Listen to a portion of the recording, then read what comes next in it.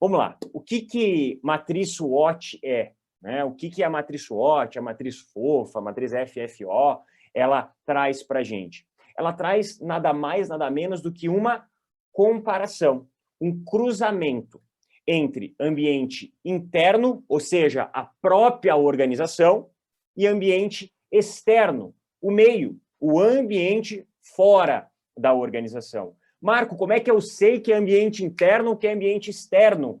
Quando você tem controle sobre, certo? Vou dar um exemplo. Equipe de vendas. Equipe de vendas é ambiente interno ou externo? Ambiente interno. Eu tenho controle sobre aquilo. Eu tenho controle sobre minha equipe de vendas. Tá bom, Marco, mas o ambiente interno, isso é uma força ou isso é uma ameaça? Uma fraqueza, aliás. A minha equipe de vendas, ela é uma força ou ela é uma fraqueza? Depende. Quando eu falo que você tem uma boa equipe de vendas, ela é uma força. Logo, a força são os elementos positivos do ambiente interno, dos elementos que você pode controlar e são bons para você. E se a sua equipe de vendas é mal treinada e não alcança bons resultados, aí a gente pode dizer que a sua equipe de vendas é uma fraqueza. Eu posso controlar ela, mas tem performado muito bem, certo? Então, na primeira divisão, a gente divide entre ambiente interno e externo. Posso controlar ambiente interno. Não posso controlar ambiente externo. Elementos positivos do ambiente interno são forças, elementos negativos do ambiente interno são fraquezas, pontos deficitários da sua organização. Depois que eu olhar para dentro da minha organização, eu vou olhar para fora da minha organização. Eu vou olhar para o ambiente externo. O ambiente eu não tenho controle. Lembra? A principal diferença entre ambiente interno e externo é o controle.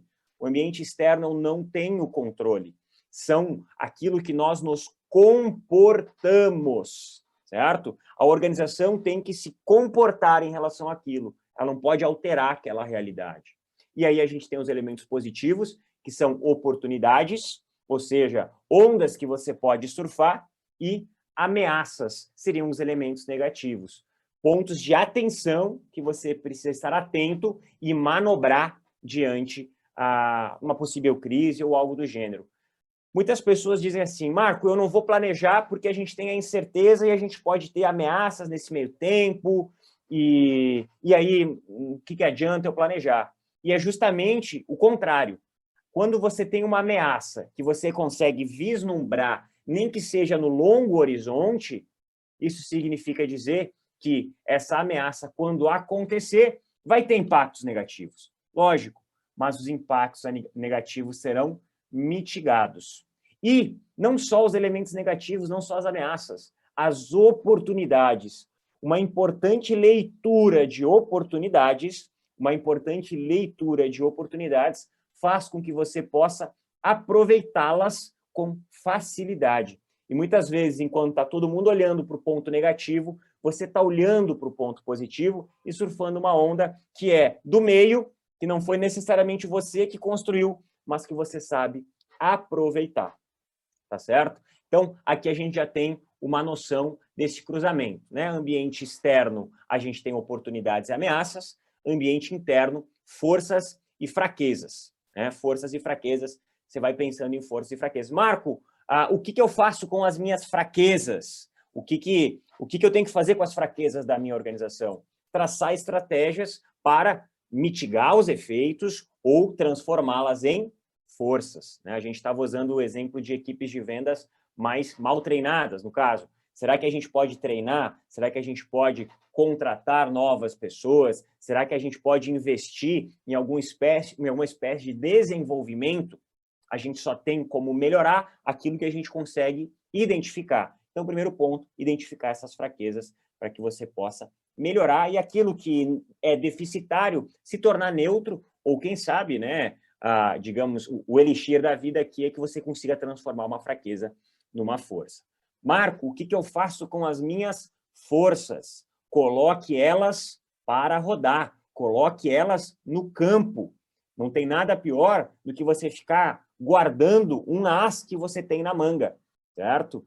A asa não é para estar na manga, não. A asa é para estar na mesa. A asa é para estar competindo. Tem que colocar as armas na rua. Então, se você tem forças, se você tem uma equipe de venda bem treinada, essa equipe tem que estar na rua. Essa equipe tem que estar vendendo. Essa equipe tem que estar atuando. Mas eu só vou identificar que a minha equipe é boa ou ruim se eu conseguir mapear isso através da matriz SWOT. Beleza, Marco? É muito lindo falar sobre ambiente interno, é bonito visualizar a minha organização, porém, e o ambiente externo que a gente tem que se comportar?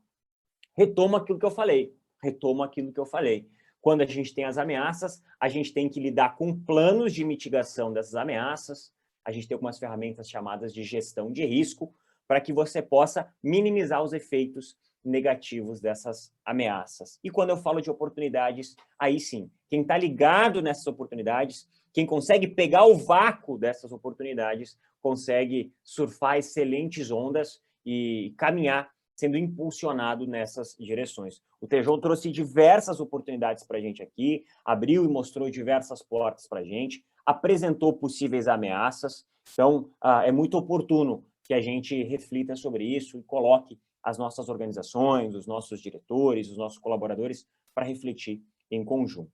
Tá? Outro ponto, né, o planejamento ele tem que ser feito de forma participativa, de forma